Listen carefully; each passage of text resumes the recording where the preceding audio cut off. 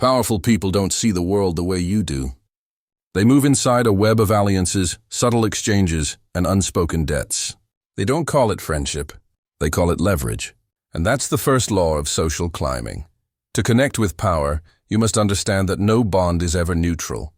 Every connection either raises or lowers your position in the invisible hierarchy that governs all human relationships. Most people fail here because they treat the powerful like people, not systems. They think being liked is enough. They think admiration, respect, or even hard work will open doors. It won't. Power has its own language, and you must speak it fluently. Machiavelli knew this centuries ago when he observed that favor with rulers was not earned through virtue, but through usefulness. To be useful to someone above you is to become part of their machine. To be admirable but irrelevant is to be invisible. So the first law is simple. Never approach power as a beggar. Approach as an answer. The moment you show need, you've already lost status. The moment you show value, you change the dynamic. People with power are surrounded by takers, advisors, flatterers, parasites disguised as allies. They instantly feel when someone adds weight to their empire or drains it. Your task is to position yourself as a stabilizer, someone who quietly makes things easier, smoother, stronger. You don't compete with their power, you complete it. But to do that, you must follow the second law. Observe before you move. The greatest mistake a social climber makes is acting too fast, speaking too much, revealing too soon. Machiavelli wrote that one must study men as one studies the terrain before battle. The powerful often hide behind personas, but their real desires, fears, and insecurities always leak through subtle cracks, tone, timing, who they listen to, who they interrupt. You are not there to impress yet. You are there to diagnose. Because once you know what they truly crave, recognition, loyalty, amusement, admiration, you can deliver it in a form they cannot resist. And that leads to the third law. Mirror their world, not yours. The powerful expect familiarity, not foreignness. They trust those who reflect their values back to them, even subtly. You don't copy, you harmonize. If they are pragmatic, you become practical. If they prize exclusivity, you speak in the language of rarity. It's not about deceit. It's about rhythm. When you match their rhythm, they stop feeling they're dealing with a stranger. They start believing you get it. And in that moment, your outsider status begins to fade. But harmony alone is not enough, which brings us to the fourth law. Maintain mystery in your value. You must never appear fully known. When you reveal everything you can offer, you become a product, and products are replaceable. Machiavelli's genius was in understanding that partial revelation creates demand. You want them to sense that you have more depth than you show, more reach than you display, more connections than you admit. When they sense there's something you're not saying, curiosity replaces indifference. You go from being one of many to one of few. Yet this must be handled with precision because the fifth law says, appear humble in ambition, yet fierce in execution. The powerful despise overt hunger for status. It reminds them of their own climb, of the years they spent clawing up, and they prefer not to see that reflection. So you must appear calm, patient, indifferent to advancement. But when opportunities appear, you move decisively, even ruthlessly. The powerful recognize this duality instantly, restraint, with purpose. It signals that you understand the rules, but play them with your own rhythm. Then comes the sixth law. Make powerful people compete for your loyalty. Nothing flatters the ego of a ruler more than believing someone of value chose them. If your allegiance feels automatic, it loses worth. You must position yourself as someone worth courting. The secret is to create light friction, not rebellion, but independence. If others of influence seek your time or respect, let that be known subtly. It raises your price without words. As Machiavelli warned, those who make themselves too available to a single master become disposable. The powerful protect what is hard to possess. And the seventh law, learn to turn flattery into strategy. Empty praise is poison. The powerful hear it all day. What makes yours different is precision. Instead of saying you're brilliant, say your timing on that decision was exact. No one else could have read the moment that clearly.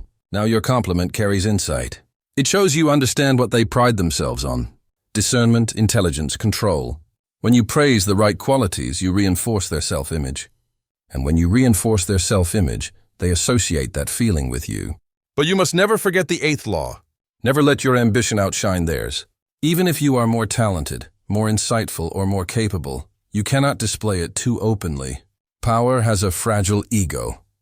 Machiavelli warned that those who seem to threaten a prince's superiority will be crushed, not because they are dangerous, but because they make the ruler feel vulnerable.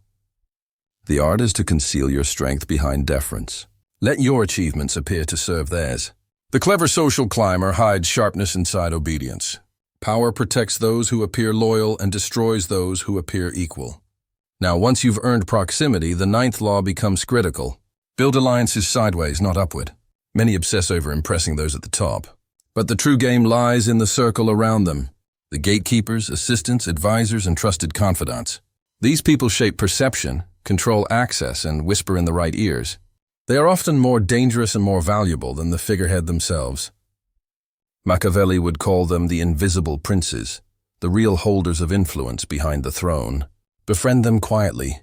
Offer them small advantages. Win their protection. They'll carry your name upward without you ever asking. The 10th law, make gratitude a weapon, not a weakness. When someone powerful helps you, never respond like a servant. Respond like an equal who recognizes the exchange.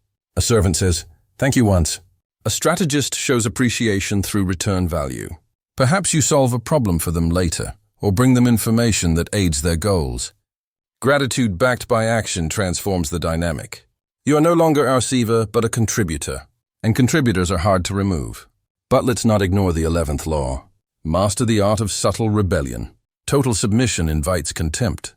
You must occasionally resist politely, intelligently, in a way that intrigues rather than threatens. A small disagreement here, a quiet defiance there. It signals individuality, not insubordination.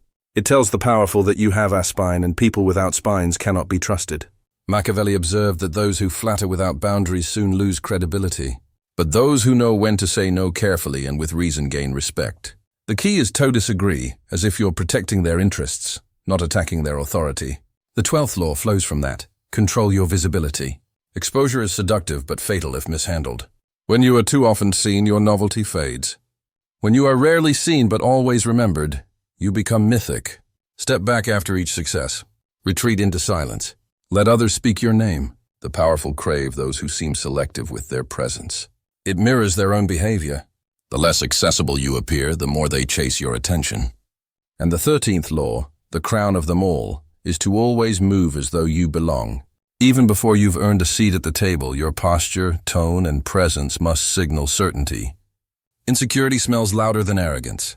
When you enter a room full of power, you don't wait to be accepted. You act as if acceptance is inevitable. Machiavelli would say that fortune favors the one who appears already favored. Power respects confidence that requires no confirmation. When you move like you belong, others will start to believe it before they even know why. And all of these laws orbit around one truth. Connection with power isn't about pretending to be more. It's about understanding the dance of perception. It's about offering presence instead of pleading, precision instead of flattery, control instead of chaos. The powerful aren't looking for equals. They're looking for reflections of their own dominance. And if you can mirror that without losing yourself, you won't just create connections. You'll build an empire of influence that grows quietly, invisibly, until the day comes when you no longer need to climb. Because by then you've already arrived, but even arrival is an illusion. In the world of power, there's no such thing as a final position. Every circle, every alliance, every bond is fluid. What elevates you today can bury you tomorrow. Machiavelli understood this instability better than anyone. His secret wasn't just knowing how to rise, but how to stay elevated without becoming a target. That's the hidden continuation of these laws. How to keep your connections alive, valuable, and strategically aligned without ever being trapped by them. The next principle is subtle but vital. Never become predictable. The moment powerful people can fully anticipate you, they lose curiosity, and curiosity is what keeps them engaged. Predictability kills fascination. You must occasionally shift tone, direction, or energy just enough to stay unreadable. That doesn't mean chaos. It means being capable of surprising them without ever alarming them. Maybe you're the calm one who suddenly brings a brilliant idea to the table. Or the quiet one who acts decisively when no one expects it. That spark of unpredictability creates an emotional hook. They remember you as the one who could always be counted on to break the monotony of their world. But unpredictability only works if grounded in control. So balance it with the next principle. Learn to vanish strategically. Silence is power's favorite ally. When you disappear for a while, people start wondering where you went, what you're planning, whether you've advanced somewhere else. The curiosity keeps your name circulating. The powerful respect those who know how to withdraw. It signals independence. You're not orbiting anyone's gravity. You have your own center.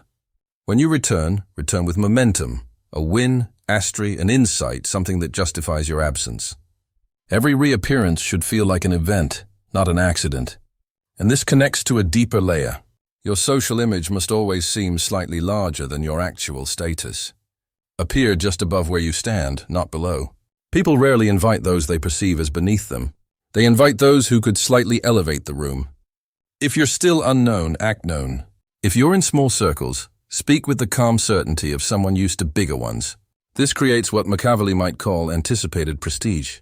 People treat you as you seem to be becoming, not as you are. And when they do, your reality eventually catches up to your image. Still, there's danger in building impressions. Which brings us to another principle. Never compete for attention directly. Let others exhaust themselves performing for the spotlight while you build quiet credibility behind it. In every hierarchy, there are performers and there are architects. Performers seek applause. Architects create the stage. The powerful respect architects, those who influence outcomes without needing recognition. If someone else needs credit, let them have it. It's a short-term currency. Influence is long-term wealth. The most Machiavellian operators in history never demanded acknowledgement. They made themselves indispensable, and that was enough. And yet, being indispensable has its traps too. It can make you too visible, too irreplaceable, and therefore threatening. So you must master what I'll call the art of controlled usefulness. Help enough to be valued, but not so much that removing you becomes impossible. Because when you're irremovable, you're also intolerable. Power hates dependency that doesn't serve it. Instead, rotate your value. Offer solutions, introductions, perspectives, but never all at once. Create the sense that your usefulness evolves. Machiavelli would have said, "A ruler tolerates those who help him win, not those who remind him he cannot win without them." Now, let's move into emotional politics, the terrain where most ambitious people fail.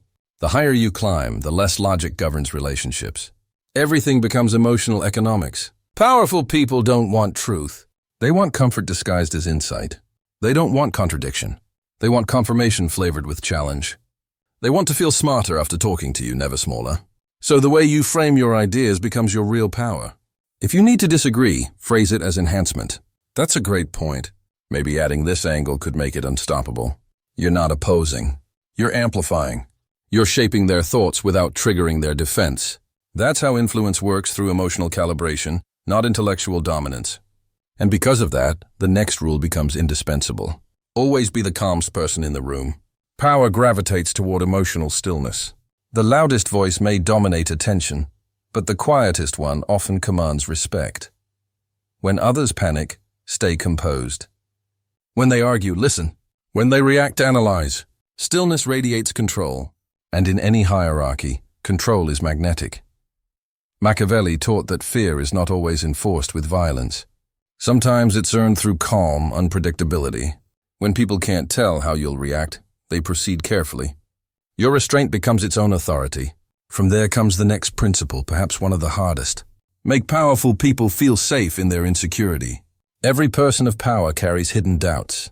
They worry about betrayal, relevance, loss of control. Your task isn't to exploit those insecurities.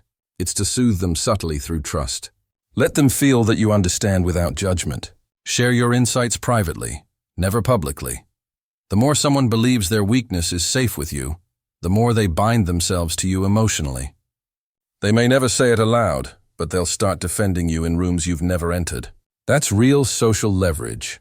When people with power protect you because you hold their unspoken fears, then comes a critical inversion. Never make them your entire focus. If your world revolves solely around powerful people, they will sense dependency. Dependency is repulsive to those who control resources. You must maintain other alliances, even with those beneath you. Influence works in layers. If you're respected across multiple strata, upward, sideways, and downward, no single connection defines you. This independence makes you rare. Powerful people love what they can't fully own, and they stay interested in what they can't fully predict. Now let's talk about your demeanor. People often think social climbing means constant performance. It doesn't. It means mastering contrast. Be restrained in speech but vivid in expression. Be polite but never submissive. Be warm but never available. That delicate tension, approachable yet untouchable, is what draws people in. Power loves what glows but doesn't burn too close. If you can master that emotional distance, you'll find that people of influence begin chasing your approval without realizing it. And that's when your real ascent begins. When you stop chasing acceptance and start radiating it. When you become the type of person who seems to belong everywhere, yet owes nothing to anyone. The most dangerous social climbers aren't loud, ambitious, or hungry. They're tranquil, deliberate, impossible to place. You can't tell whether they're at the beginning or the peak of their rise. That ambiguity unsettles people, but it also attracts them because in a world addicted to hierarchy, mystery feels like power. This is what Machiavelli meant when he said that appearance often outweighs reality in the pursuit of influence. To connect with the powerful, you must sculpt perception like an artist. Each gesture, silence, and word placed with intent. You don't need to dominate rooms. You need to designate atmospheres. You don't need to win arguments. You need to guide emotions. And above all, you don't need to climb visibly, only strategically, one invisible rung at a time. Because true social elevation doesn't happen on grand stages. It happens in whispers, glances, and moments others overlook. The real climb begins when you stop seeking to be noticed and start seeking to be remembered. But to be remembered by the powerful, you must first learn to exist within their world without ever being consumed by it. Power seduces, and the closer you get to it, the more it tries to pull you into its rhythm, its endless demands for loyalty, attention, and validation. That's where most social climbers fall. They mistake proximity for permanence. They think being invited means being accepted. But in truth, every room of influence has two kinds of people. Those who are useful and those who are used. If you don't know which one you are, you're the latter. Machiavelli would have told you, never forget that the higher you rise, the colder the air becomes. Affection fades, but utility endures. So your next task is to make your usefulness permanent while making your dependence invisible. You do this by building leverage outside their relationship. Keep projects, networks, and influence that exist independently of them. The powerful respect autonomy more than anything because they secretly fear those who cannot be controlled. It's paradoxical. The less you need them, the more they want you close. That leads us into the next unspoken rule. Never gossip upward. It's the fastest way to destroy trust in elite circles, even a hint. That you repeat private conversations will exile you. Quietly, the powerful operate in small paranoid ecosystems where loyalty is currency and discretion is armor. So speak less than you know. If someone confides in you, protect it like it's your own life. When word spreads that you never leak, even your silence gains value. Machiavelli would say that secrets are the truest form of power, and the man who can hold them becomes indispensable to every throne. But there's another layer here, timing. The next rule, always know when to step forward and when to fade into the background. Power is rhythm, not constant motion. Push at the wrong time and you seem desperate. Pull away too long and you seem irrelevant. The trick is to ride the natural current of their energy. When they're rising, align yourself with their ascent. Offer ideas, support, or perspective. When they're under pressure, vanish just enough to show respect for their solitude. Never outshine them when they crave visibility. Never disappear when they crave validation. The powerful remember those who read them without being told. And here's a counterintuitive truth. If you want to build genuine bonds with the powerful, don't always talk about success. Speak about struggle, not yours, theirs. Ask about the times they nearly failed, the lessons they regret, the moments no one saw. Power lives in performance, and the rarest intimacy is found in vulnerability. When someone of status realizes you see their humanity, not their title, you step out of the crowd and into their circle. Because everyone flatters their strengths, few respect their scars. Now, there's another principle Machiavelli implied, but rarely stated directly. The art of playing smaller than you are. Pretend to underestimate your own influence. Let others discover it. When you act unaware of your growing reputation, it disarms envy. The powerful prefer those who risk naturally, not those who announce their ascent. The less you advertise your climb, the more others accelerate it for you. They'll speak your name, recommend you, defend you, all while believing it was their idea. Still, this quiet ascent depends on one invisible weapon, your reputation. Guard it like gold. Not through defensive explanations, but through consistent behavior. You don't correct rumors. You drown them in undeniable proof. Machiavelli warned that reputation often decides wars before they begin. If people believe you're competent, loyal, and discreet, they'll act as though you are, even if they never verify it. Perception becomes reality in the hierarchy of influence. Then comes the rule of reciprocation, one of the most subtle and most misused. People think reciprocity means returning favors equally. But among the powerful, timing matters more than equality. If someone helps you today, don't rush to return it tomorrow. Wait. Choose armament when their need is greater. When your act of return carries weight, the delay transforms a transaction into a bond. It tells them, I didn't repay out of obligation. I waited until it mattered. That single nuance can turn an acquaintance into an ally. And while you build alliances, remember this: power is attracted to composure, not chaos. The one who panics loses the room. So when conflict erupts around you, don't pick sides too fast. Let others fight for positions while you quietly gather information. Often the last person to speak gains the most authority because everyone else has already exposed their cards. Machiavelli thrived in such chaos by appearing neutral while secretly directing both sides. You must learn the same. Appear unaligned until alignment becomes profitable. But neutrality alone isn't enough. Eventually, you must project influence, not loudly, but atmospherically. Influence begins when people start anticipating your opinion before you speak. You build this by asking surgical questions, not by giving speeches. Ask things that reveal intelligence without demanding attention. Over time, people will start deferring to you unconsciously. They'll wait for your reaction before forming their own. That's when you've shifted from participant to silent authority. There's a moment in every climber's journey when they realize they no longer chase introductions. Introductions chase them. That happens when your presence creates advantage for others. Maybe you attract respect or calm or opportunity just by association. The powerful collect people like that, not because they like them, but because being near them enhances their own image. That's your ultimate leverage, to be seen as the one who upgrades a room merely by existing in it. But that kind of aura can't be faked. It's built from the quiet discipline of consistency. From showing up on time, dressing with subtle precision, speaking with measured intent, and doing what you say you'll do without ceremony. The world of influence is built on whispers, and every whisper about you either raises your name or erases it. Machiavelli would remind you that the climb itself is not the goal. Transformation is. Each encounter with power must change you, sharpen you, refine your emotional control, until you no longer feel intimidated by titles, wealth, or status. Because when you reach the point where you can sit beside power and not feel smaller, you've already transcended it. And when you can see power not as something to bow to, but something to understand, you'll realize that social climbing isn't about manipulation. It's about mastery of perception, rhythm, and restraint. The world bends to those who move with invisible authority, those who don't rush, those who don't beg, those who know exactly when to step forward and when to let others pull them closer. But even once you're pulled close, your real test begins. Proximity to power is like standing near a flame. It can warm you or consume you depending on your discipline. Every powerful person radiates an orbit of temptations, favors, recognition, shortcuts. These are designed to seduce you into dependence. The clever social climber knows how to accept benefits without surrendering autonomy. That's the difference between those who stay in control and those who become pawns disguised as proteges. The key is to take without being taken. When someone offers you opportunity, never act like it's salvation. Treat it as alignment. Frame your gratitude as partnership. Say less, thank you, and more. This will allow me to contribute better. It's a subtle shift, but it keeps you level because once the powerful feel you owe them, they'll start testing how far that debt goes. And when you decline a command wrapped in kindness, they'll remember it, not with anger, but with respect.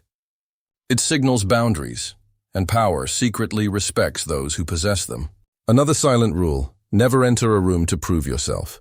Enter to observe, align, and absorb. The moment you try to prove, you give others the authority to judge. The moment you listen more than you speak, you become the evaluator. Machiavelli believed that those who rush to impress become enslaved by the opinions they seek. But those who appear content to simply understand will always seem more confident. Because confidence isn't loudness. It's quiet self-certainty that needs no validation. Still, you can't remain silent forever. When you do speak, make your words weigh something. Don't talk to fill silence. Talk to end speculation. The powerful don't have time for chatter. They listen for signal, not noise. So make your speech deliberate. If they ask for your opinion, don't rush. Pause. The pause alone builds gravity. Then answer with precision as if you were sculpting your words from stone. People of power will lean in not because of what you said, but because of how deliberately you said it. And that brings us to another layer of control: your emotions. The higher you climb, the more you'll encounter envy, provocation, and subtle disrespect. Some will test you just to measure your composure. You must never react to insult with visible offense. A calm smile is more frightening than anger, because when others expect reaction and get stillness, they begin to question themselves. Machiavelli would call this emotional supremacy, the ability to remain unreadable in moments designed to expose you.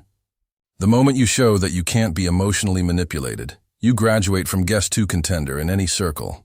Now there's a paradox here. To rise socially, you must connect deeply without ever attaching emotionally. Affection clouds judgment. It makes you loyal to people instead of to purpose. And the powerful world is ruthless with sentimentality. You can care, but you cannot depend.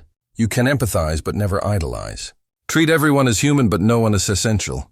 When people sense that you could walk away at any moment, they handle you more carefully. Detachment in this world isn't coldness, it's armor. Yet detachment doesn't mean distance. You must still radiate warmth. Influence is not gained by intimidation alone, it's gained through ease. The powerful surround themselves with tension, competitors, and fear. If you can make them feel relaxed while still commanding respect, you become irreplaceable. Machiavelli hinted at this balance. There are ability to make a ruler feel both superior and safe. The safest way to do that is to project confidence without competition, intimacy without intrusion. Be their quiet stability, not their storm. And here's something few ever grasp. Humor used wisely is one of the greatest social tools in existence. It disarms, connects, and signals emotional intelligence. But it must never feel performative. Laughing at the right time shows empathy. Forcing laughter shows weakness. A single well-timed comment that lightens tension can achieve more than 10 strategic compliments. Humor at its best is the language of equals. It momentarily erases hierarchy. If the powerful can laugh with you, they start seeing you as part of their inner circle rather than an outsider seeking entry. Still, laughter doesn't last. Memory does. That's why the next rule is about residue. Every encounter must leave a trace. People rarely remember details. They remember impressions. After speaking to you, the powerful should feel one of three things: curiosity, admiration, or reassurance. Anything less means the moment was wasted. The best way to leave that trace is to say something that lingers. An idea, a phrase, or even a question that replays in their mind later. You're not trying to dominate the conversation. You're trying to echo in it.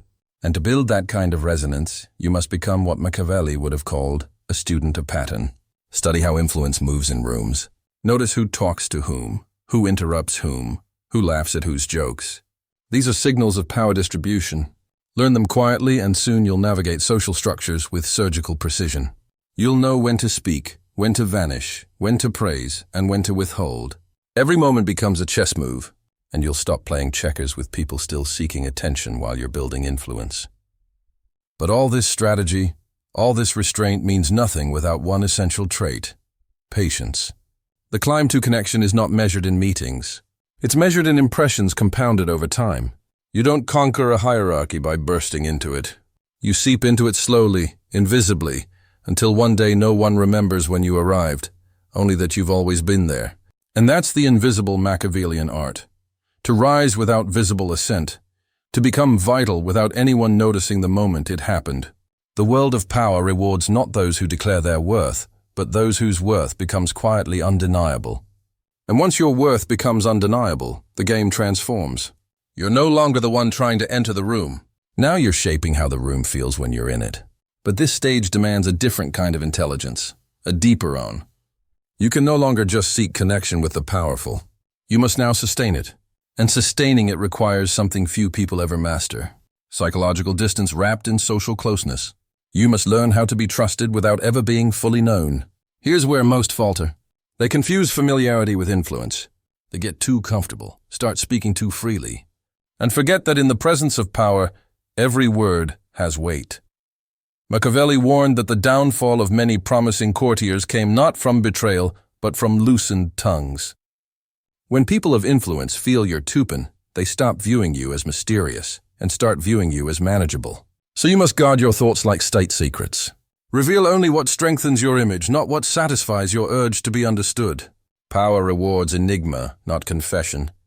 But that secrecy must never feel like distance. You still need to project connection, so master the art of selective intimacy. Tell small human stories, moments that reveal empathy without vulnerability.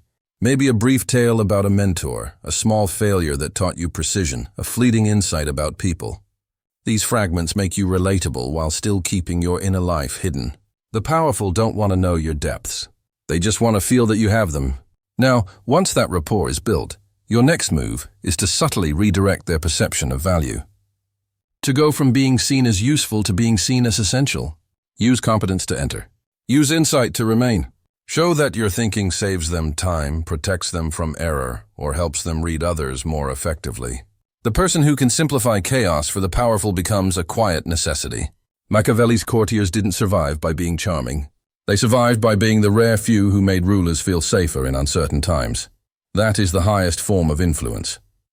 To become a source of clarity in an environment that thrives on confusion. But clarity must come dressed as suggestion, not correction. You never tell the powerful they're wrong. You show them a better path that feels like their idea. Instead of saying, "This won't work," say, "What if we adjusted this slightly?" The goal is to steer without appearing to steer. When they repeat your idea later as their own, don't correct them. Smile inwardly. Influence isn't ownership of ideas. It's ownership of outcomes. There's another layer you must understand. Hierarchy emotional theater. The powerful constantly perform certainty for the world. But behind closed doors, they oscillate between confidence and paranoia. They live surrounded by loyalty that's rented, not earned. So the most magnetic kind of person to them is one who feels unshakably consistent. You don't rise and fall with moods. You don't flatter today and withdraw tomorrow. You're a calm, enduring presence. The quiet mirror that reflects their stability back to them. Now here's something Machiavelli never said outright, but practiced flawlessly. You must manage envy with precision. Envy is the shadow of success. And the higher you rise, the more it follows you. You can't avoid it, but you can disarm it. When someone feels threatened by your competence, redirect attention to your loyalty. When they envy your rise, attribute your success to luck or mentorship. Downplay what they can't handle. Because power doesn't always attack openly. It often undermines through whispers. Your humility, even if strategic, is your shield. And while you're protecting yourself, remember to cultivate your replacements. It may sound counterintuitive, but nothing terrifies the powerful more than people who seem irreplaceable. They start imagining how to remove them. So, you do something no one expects. You empower others. You introduce new talent, delegate small victories, make others shine under your orbit. It signals confidence and security, and in the process, you weave a quiet web of loyalty beneath you. Power that depends on one person is fragile. Power that flows through many who owe you is indestructible. Another secret? Never mirror desperation. The powerful test people constantly, not through what they say, but by how others react to their absence. If you lose composure when they go silent, you've failed. When they withdraw, you must not chase. You must mirror their stillness. Silence from power is often a test to measure your dependence. Pass it by staying unmoved. Your calmness becomes your credibility. At this stage, something strange begins to happen. People start treating you as though you belong to a higher order of perception. They begin seeking your approval, repeating your phrases, adjusting their tone to yours. Don't resist this.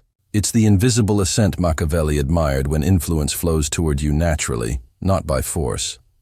The mistake would be to celebrate it. The wise operator simply stabilizes it, never flaunts it. You must look like you carry power lightly, as if it doesn't even interest you. Nothing draws respect faster than restrained dominance. And as your circle expands, the rules of behavior shift once again.